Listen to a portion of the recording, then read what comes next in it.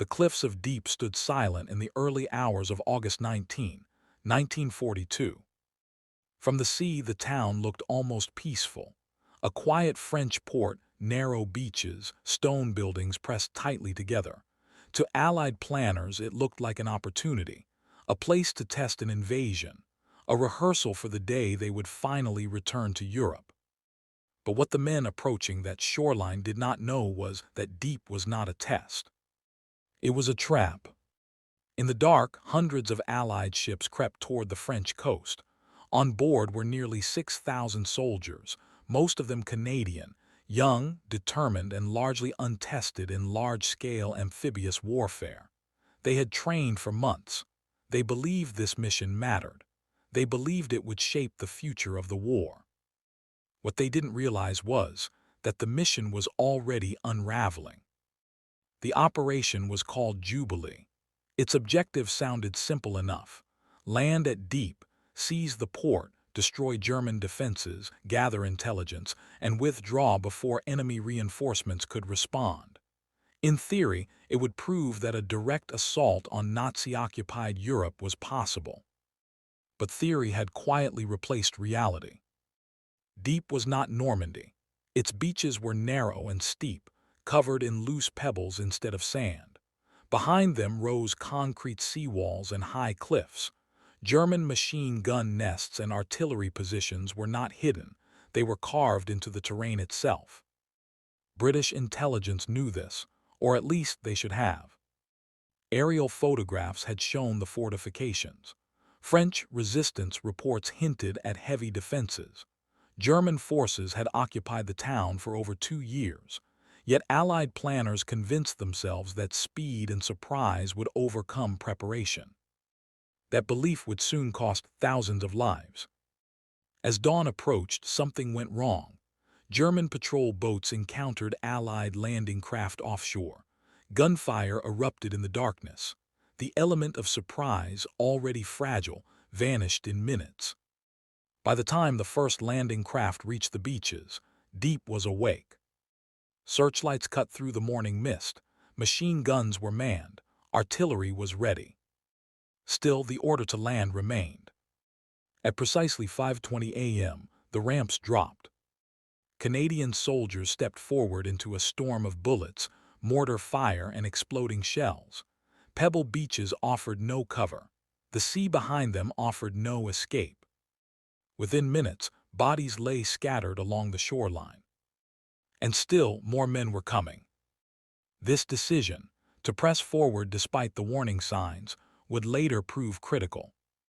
The first wave never had a chance. As Canadian infantry struggled through the loose stones of the beach, German machine guns opened sustained fire from elevated positions. Every step forward was exposed. Every attempt to regroup was visible from above. The plan depended on tanks. Churchill tanks were meant to land alongside the infantry, crush obstacles, and punch through German defenses. But the beach betrayed them. The pebbles clogged tracks. Several tanks drowned before reaching shore. Others became stuck, immobile, sitting targets. A handful reached the seawall. None broke through it. Behind the wall, German defenders watched in disbelief as Allied forces pinned themselves against open ground. The attackers had nowhere to go. Communication lines were already breaking down. Radios failed. Smoke obscured signals. Officers were killed before they could issue orders. What was meant to be a coordinated assault became a series of isolated struggles.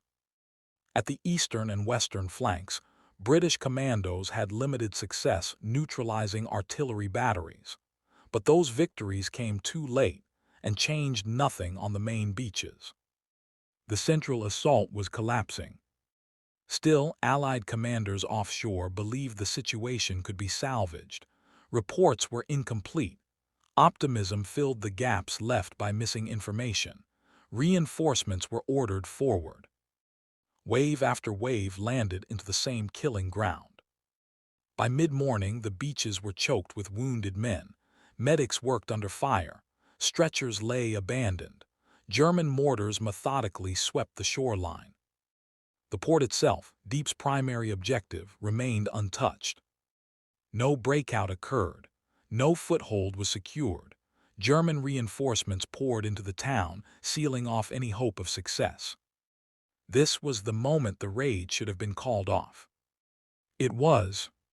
Instead, the order was given to continue the assault long enough to evacuate survivors. But evacuation under fire is not a retreat. It is chaos. Landing craft returning to shore were torn apart by artillery. Many never reached the beach. Others were forced to pull away, overloaded with wounded, leaving hundreds behind. By early afternoon, it was over. Of the nearly 6,000 men who went ashore, more than half were dead, wounded, or captured. Canadian units suffered catastrophic losses. Some battalions were virtually destroyed in a single morning. The beaches of Dieppe were left littered with wrecked tanks, broken equipment, and bodies that could not be recovered. In military terms, the operation was a failure. In human terms, it was a massacre. And yet the story was not finished. Because what followed Dieppe would shape the future of the war in ways few anticipated. Publicly, Dieppe was presented as a bold raid, a daring strike, a necessary sacrifice. Privately, Allied leaders were forced to confront a devastating truth. They had underestimated the enemy. They had overestimated their own readiness. And they had misunderstood modern amphibious warfare. Dieppe exposed every flaw at once. Ports could not be seized by frontal assault. Heavy armor could not be relied upon to land under fire. Naval bombardment had been too light. Air support, though extensive, failed to neutralize fortified positions. Intelligence had been incomplete and selectively ignored. But the most painful lesson was this: bravery could not overcome bad planning. The men at Dieppe did not fail, the mission did. In the months that followed, Allied planners dissected the disaster in detail. Every decision was scrutinized, every loss accounted for. Out of that bloodshed came change. Specialized landing craft were designed. Engineers developed portable harbors. Naval gunfire support was radically expanded. Air-ground coordination was reworked from the ground up. And perhaps most importantly, one idea was abandoned forever: the belief that an occupied port could be captured intact during the initial assault. When D-Day came nearly 2 years later, the Allies did not attack a port. They landed on open beaches. Normandy was not Dieppe by accident. It was Dieppe corrected. Yet for the men who fought there, that knowledge came too late. Thousands spent the rest of the war in German prison camps. Families were left without sons. Canada, in particular, bore a wound that would not heal easily. Dieppe became a symbol of sacrifice, of error, and of lessons learned at unbearable cost. It is remembered not because it succeeded, but because it failed loudly enough to be heard. And that failure may have saved countless lives later. Today, Dieppe is quiet again. Tourists walk the same beach where soldiers once ran for their lives. The pebbles remain. The cliffs still loom overhead.